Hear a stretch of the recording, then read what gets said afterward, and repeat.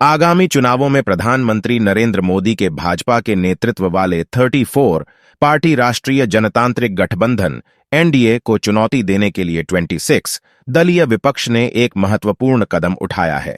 नए गठबंधन नाम भारतीय राष्ट्रीय विकासात्मक समावेशी गठबंधन इंडिया के साथ विपक्ष इसे एक रणनीतिक ब्रांडिंग के रूप में देखता है जो एनडीए को बैकफुट पर ला सकता है। हालांकि इस नई पहचान की संभावना पर विशेषज्ञों की राय मिश्रित है। एसके एडवाइजर्स के प्रबंध निदेशक सुनील अलग गठबंधन को एक अच्छी शुरुआत के रूप में देखते हैं, लेकिन उनका मानना है कि विपक्ष के खुद को नई पहचान में जबरदस्ती फिट करने के दृष्टिकोण के कारण यह जल्द ही बिखर सकता है।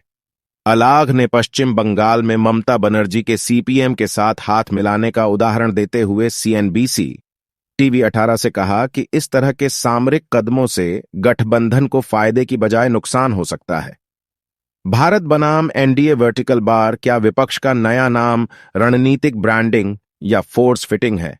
विशेषज्ञों का मानना है नए गठबंधन नाम भारतीय राष्ट्रीय विकासात्मक समावेशी गठबंधन आईएनडीआईए के साथ विपक्ष को उम्मीद है कि 2024 के लोकसभा चुनावों में भाजपा के नेतृत्व वाले एनडीए को बैकफुट पर रखा जा सकेगा। लेकिन क्या इकाई में रहने की शक्ति होगी?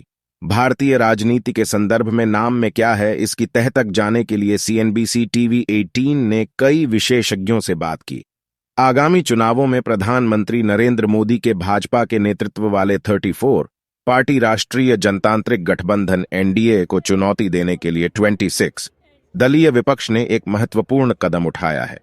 नए गठबंधन नाम भारतीय राष्ट्रीय विकासात्मक समावेशी गठबंधन इंडिया के साथ विपक्ष इसे एक रणनीतिक ब्रांडिंग के रूप में देखता है जो एनडीए को बैकफुट पर ला सकता है।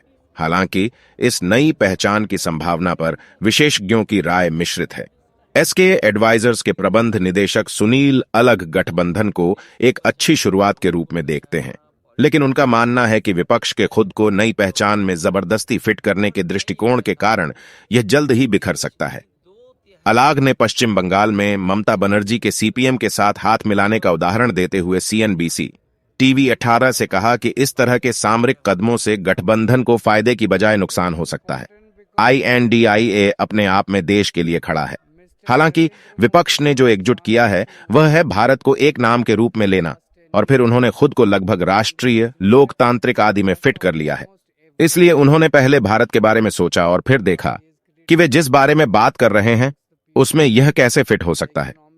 यह एक अच्छी शुरुआत है, लेकिन ऐसा नहीं किया जा सकता।